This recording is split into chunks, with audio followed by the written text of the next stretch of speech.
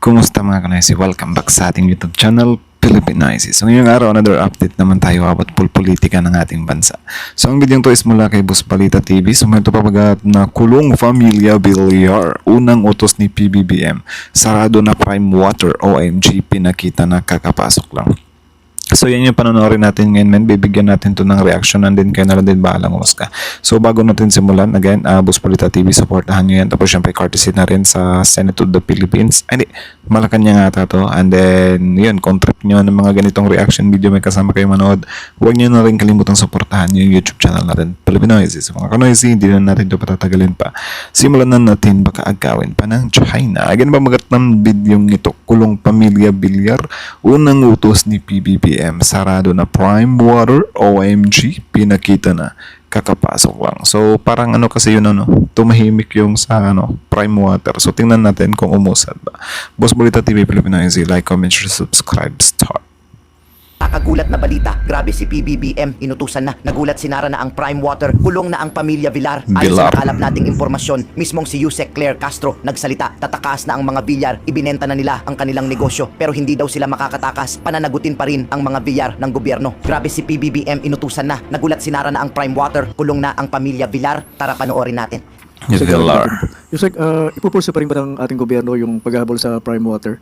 I made reports na mukhang iti-take over na ng Lucio Coast Group at may intention po silang bilhin yung Prime Water. Sa ngayon po, nakausap po na. Grabe. May intention na bilhin. So bakit kaya? Hindi ba? Bakit kaya humahandong sa ganun? Ano yung nagbibenta na? Kasi for sure, para simula kumalat yung issue sa Prime Water, baka marami nang nagpaputol. Di ba? Or bagsak na sila.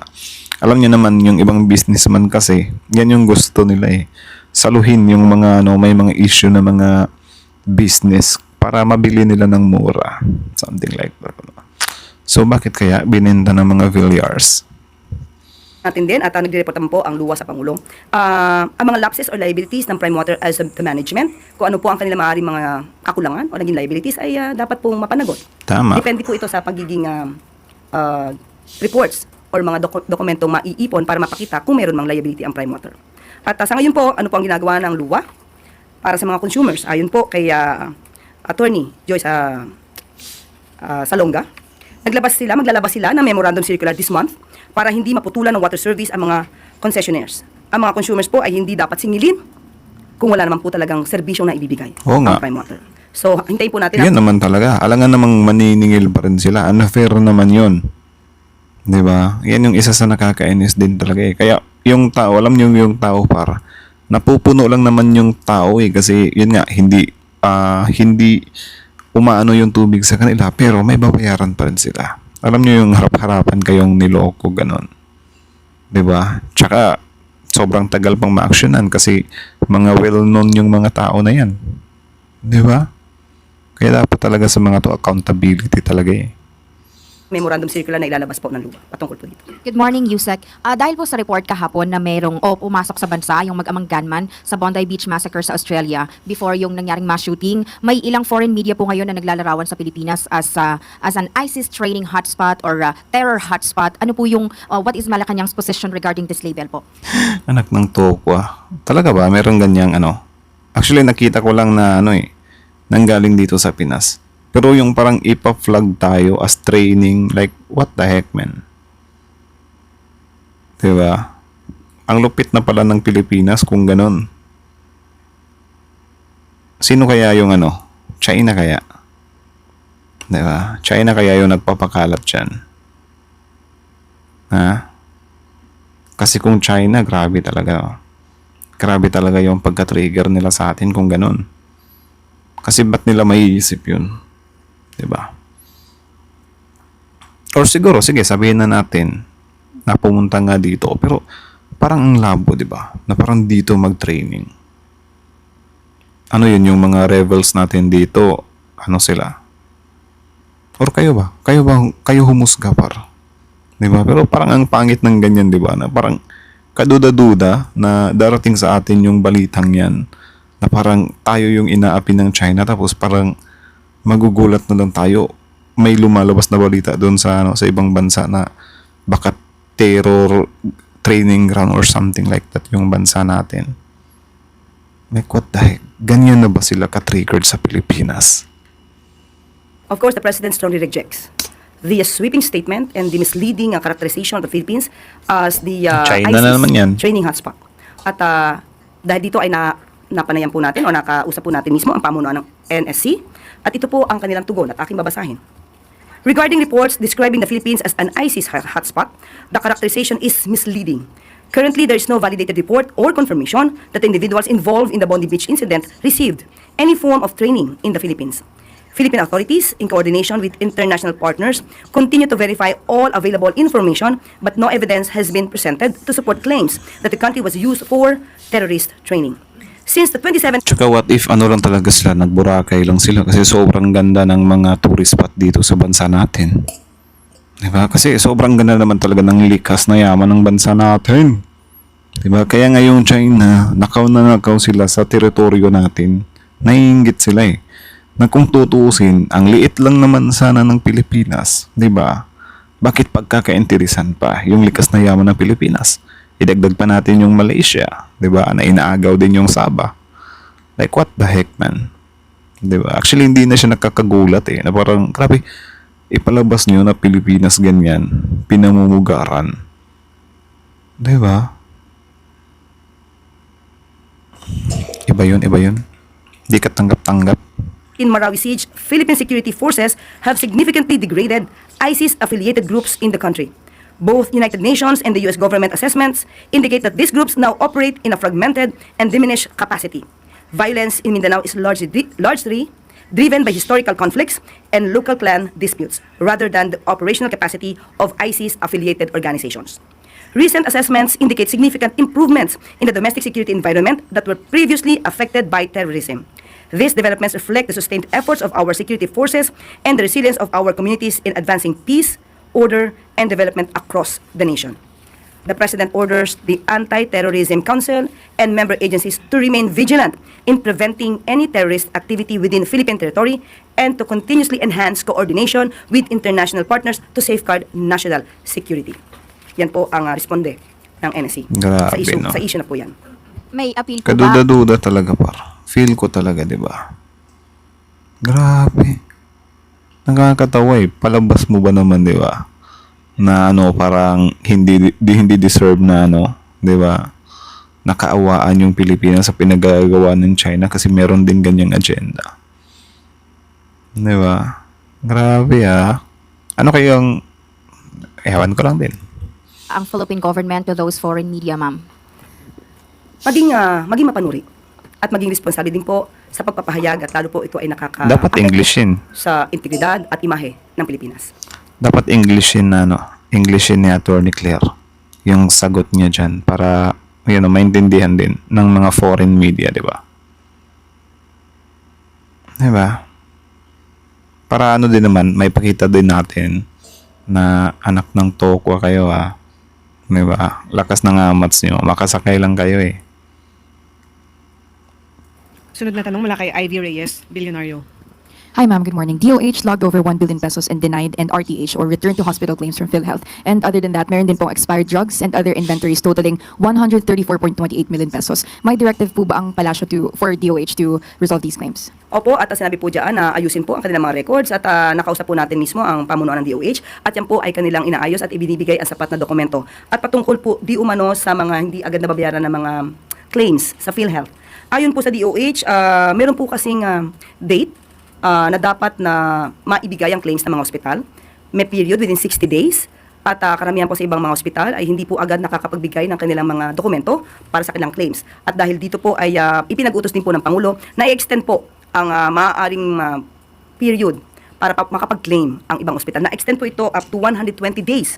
Ito po yung tinatawag na claims flexibility. At dahil dito po ay natutugunan po ng DOH, ng PhilHealth, ang kanilang obligasyon. Basta po ang nais lang din po natin, ang mga ospital po ay makapagbigay ng kanilang mga dokumento sa tamang oras at panahon. Sunod na tanong mula kay Christian Misores, DZMM. Yusek, ano pong masasabi ng Malacanang doon sa statement ni Senator Panfilo Lacson na mas mabuting gumamit muna ng reenacted budget ang gobyerno sa January or sa buong unang quarter ng 2026 kaysa magsettle sa tinawag niyang, and I quote, unchecked, corruption conducive, worse at graft ridden na GAA. Ganito rin daw po yung sentimento ng kanyang mga kasamahan sa majority bloc. Okay, maganda po ang suwestyon ni Senator Ping Lacson, pero ang nais po talaga ng Pangulo ay hindi magkaroon ng reenacted budget. At hindi pa naman po natatapos ang Disyembre, December 17 pa lang po, at sa tingin po ng Pangulo ay may sapat pang panahon para Fresh pa pala to. Ano na ba ngayon? December 17. Okay. So, parang bukas ko pa pala ito maano. Sunod na tanong mula kay Ace Romero, Philippine Star. So, we understand, Yusek, that you still prefer, of course, ang ideal scenario is to have a timely budget na hindi conducive for corruption. What would be the lesser evil in the eyes of Malacanang? Yung reenacted na budget sa first quarter or isang unchecked, na sinasabi ni Senator Lacson na unchecked, corruption conducive na GAA? What would be the lesser evil for the administration? I don't want to mention any lesser evil. I will mention a good option. Ang good option, araling mabuti. Hindi ako tapos sa list. Grabe naman. Ako nga nung marinig ko ba, lesser evil. So meaning, evil lahat, di ba? Evil lahat ng mangyayari dyan kasi lesser evil lang eh. Napaisip din ako eh. Ano din pala tong Philstar par. Okay. Siyempre. So, you still would want yung on time? Evil oh. Maayos na budget na maipapasa on time. Okay, salamat po. Oath-taking ng 50 star rank officers ng PNP, pinangunahan ni Pangulong Marcos Jr. Bilang pagkilala sa kanilang serbisyo sa bayan at mga nagawa para sa ating kapulisan, pinangunahan ni Pangulong Ferdinand R. Marcos Jr. kaninang umaga sa Malacanang ang panunumpa ng mga bagong opisyal na may ranggong general. Yun. 50 star rank officers, kabilang dito ang 6 na Police Major General at 44 na Police Brigadier Generals ang nanumpa sa kanilang mga mabigat na tungkulin. Yun. Ayon kay Pangulong Marcos Jr., ang pag-angat ng So, makikicongratulate din pala ako sa mga yan, no? So, I hope din nila, sana hindi nila, no, pansinin yung sasabihin na naman ng mga DDS kasi kawawa yung ano natin di ba? Na ano din sila din yung napagbubuntunan ng galit ng mga DDS eh. Generalize kasi nila para lahat ng tumutulong sa admin na to, lahat ng nagtatrabaho sa admin na to, lahat ng nagtatrabaho sa gobyerno na to, di ba? Inaano nila ng hate nila eh. Like, ewan ko, or siguro, kaya din sila humantong sa ganyan kasi yun nga, wala na nga sila sa kapangyarihan, ano. And then, kung magalit na lang sila is nilalahat na nila. Eh, sobrang diehard din kasi nila sa mga puon nila eh. ng mga opisyal ay hindi lamang patunay sa kanilang katapatan at kausayan sa serbisyo. Ito'y sumisimbolo rin sa dagdag responsibilidad na nakapatong sa kanilang balikat. Mga responsibilidad na susubok sa kanilang tatag, prinsipyo at higit sa lahat, malasakit sa bansa at sa kapwa Pilipino. Hinimok ng Pangulo ang mga nanumpang opisyal na pag-igihin pa ang trabaho para sa bayan. Maging patas sa lahat at protektahan ang dignidad ng taong bayan. Tama. At ingatan ang kredibilidad ng institusyon at tiwala ng sabayan ng kanilang pinagsisilbihan. Sa kanyang talumpati, binanggit din ni Pangulong Marcos Jr. ang pagpapatupad sa Executive Order No. 107 na nagtataas ng base pay schedule ng mga military and uniformed personnel. Magsisimula ang implementasyon nito sa January 1, 2026 at i-adjust sa 2027 at 2028. Bukod dito, dinagdagan din ng Pangulo ang kanilang daily subsistence allowance. Ang lahat ng ito ay patunay sa buong suporta ng Pangulo at administrasyon sa ating kapulisan. Isang kapulisan na may respeto sa karapatan ng mamamayan at kapakanan ng bayan. Kodos. Naway manatili pong buhay sa inyong puso at diwa. Pero dun sa mga mga masasamang cops na up until now is, mga pa rin, gumagawa pa rin ng mga kalokohan, mga illegal. Bukal at walang sawang paglilingkod sa bayan. 8 araw bago magpasko, Pangulong Ferdinand R. Marcos Jr. inaasahang mag-aabot ng pamasko sa pamilyang Pilipino. Yun. Inaasahang bibisitahin ni Pangulong Marcos Jr. ngayong hapon ang mga beneficiaries ng pag-abot program ng Department of Social Welfare and Development sa Pasay City. Layunin ng pagbisita ng Pangulo na maipadama sa mga kababayan natin na kasama nila ang pamahalaan ngayong Pasko. Isang paalala na hindi sila nag-iisa at kailanman ay hindi sila makakalimutan ng gobyerno. Sa administrasyon ni Pangulong Marcos Jr., nakapaglunsad na ang pamahalaan ng mga programa na naglalayong maiangat ang antas ng pamumuhay ng mamamayang Pilipino. Kasama na rito ang pag-abot program ng DSWD kung saan mayroon ng mahigit na 1,200 na kabataan at libo-libong individual ang direktang naabot at nabigyan ng tulong ng ahensya. Mayroon ding pag-abot processing center sa Pasay na nagsisilbing pansamantalang tirahan ng mga nangangailangan ng tulong at mga walang gutom kitchen. Sa ilalim ng liderato ni Pangulong Marcos Jr., lahat ng mga programa na naglalayong magbigay proteksyon at pag-asa sa pamilyang Pilipino. Magtutuloy-tuloy sa susunod na taon. Yun. At bago tayo magtapos, diwa ng Kodos kay PBBM. So, tuloy na lang natin. Pasko, buhay na buhay sa palasyo. Sa ikalawang araw ng pagbubukas ng Malacanang Grounds sa publiko, lampas 300 tao ang nakiisa sa pangalawang Misa de Gallo sa palasyo. Naging taimtim at makabuluhan ang pagsasama-sama ng mga dumalo bilang pasasalamat sa taong nagdaan. Patuloy na inaanyayahan ang publiko na makilahok sa Misa de Gallo tuwing alas 4 ng umaga na magtatapos naman sa December 24 o Bispiras ng Pasko. Grabe, hindi ko talaga nasimulan eh. Actually, dati pa naman, hindi ko talaga matapos-tapos yung matapos-tapos yung simbang gabi na yan. Hindi kasi ako na eh. Sobrang hirap gumising ng maaga. Pero sobrang easy lang sa akin yung matagal matulog. Like, kaya ko rin abutin ng talaga madaling araw. Like, kahit 3 a.m. pa yan, 4 a.m. pa yan. Walang tulugan. Diba? I mean, kung ano naman yung isipin niya. May may ginagawa kasi akong diba? Ini-explore ako dito sa sa online. Diba? Na side hustles, and then yun, kailangan siyang i-grind hanggang madaling araw, So yeah, kaya ko yan, pero yung gumising talaga ng maaga, sorry Lord, sobrang hirap talaga eh. Siyempre, hindi mawawala ang mga sikat na Pinoy na nakakanin tuwing Pasko. Tikman at lasapin ang mga natatanging mga pagkain Pilipino gaya ng puto bumbong at bibingka matapos ang Misa de Gallo sa palasyo. Bukas din ang Malacanang Grounds tuwing gabi mula alas 6 hanggang alas 11 ng gabi ng December 23. Ongoing naman ang Christmas display na may live music, rides, film showing at mga pagkain at inumin na maaaring pagsaluhan ng lahat. Sila yan ang tunay na diwa ng Pasko, sa ngiti ng mga batang malayang nakakapaglaro at nagsasaya kasama ang mga kaibigan at pamilya. Yun. Muli, damhin ang diwa ng Pasko. Tara na sa palasyo. Ngayon, ikaw bilang Pilipino, So yan, Merry Christmas sa lahat. Advance Merry Christmas sa lahat, So sana sana i-enjoyin nyo lang din yung Christmas. So yeah, sana enjoyin nyo lang din yung Christmas, And then sana maitawid nyo yung Christmas na to. Sana magkaroon kayo ng budget ng more than 500 pesos.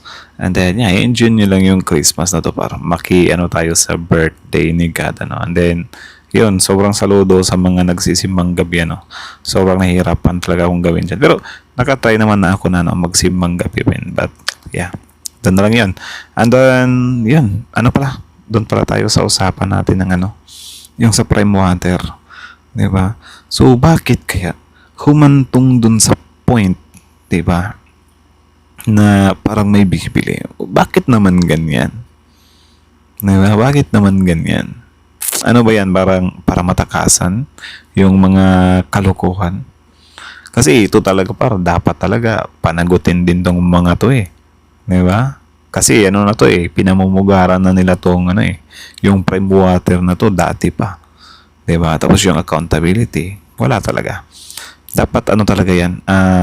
Kahit makita man lang natin na mapanagot, 'di ba? Yung negosyo 'yan. Hindi yung parang idadaan sa parang pagbibili, like what the heck, man. 'Di ba? Di pwede 'yan sa sa mga Kapilipinuhan.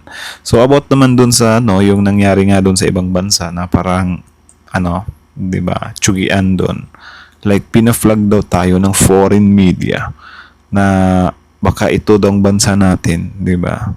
Is daw tawag diyan, parang training ground ng mga ISIS, like what the heck, man. 'Di ba? Halatang halatado talaga yung pattern eh. Like seriously, idadawit niyo yung Pilipino sa ganyan. 'Di ba? Tsaka sino ba yung unang nag-share para na yung mga tao na yan is dito galing? 'Di ba? Sige, sabihin na natin, what if yung Philippines yung unang nag-share dyan? 'Di ba? Kasi parang, ewan ko lang din, ba't din shinare? 'Di ba? Na parang, nanggaling dito yan yung mga tao na yan. Or baka nagkaroon ng backtracking, di natin alam. 'Di ba? Kasi kung na parang shinare lang ng Pilipinas, like, bakit naman i-share, 'di ba? Kung ganyan pala yung mangyayari. Like, ano ba yan? Tapos parang din kasi, parang makikita mo talaga na parang sinasabotahe yung Pilipinas eh.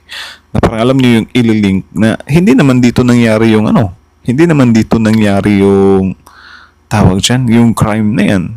Tapos para lang maidawit talaga yung Pilipinas. Unfair naman yan, di ba? Kapag ginaganyan tayo. So, alam niyo naman, may mga bansa talaga na gustong-gusto tayong bumagsak, masiraan tayo sa buong mundo kasi syempre yung yung simpatya ng buong mundo is nasa Pilipinas eh. Diba? Mas maraming nakikisimpatya sa Pilipinas kaysa sa mga kalaban natin na ibang bansa. Diba? Tapos ganyan, magugulat na lang tayo, inaano na pala tayo ng ibang bansa. Like, what the heck? Seryoso kayo? Diba? Ganyan na ba talaga kayo kababaw para bigyan nyo ng ganyang intriga yung Pilipinas? Diba? Kakainis eh. Konti or ang liit na nga lang ng Pilipinas, gaganyanin pa. Diba? Ganyan na ba kayo ka-triggered sa Pilipinas? What the heck, man? So, again, hanggang dito na lang muna. So, kayo naman sasabi nyo dito, comment down below. Tapos yun, pag-usapan natin yan sa comment section. So, again, Boss Balita TV, Filipino IC. Like, comment, share, subscribe. Filipino IC,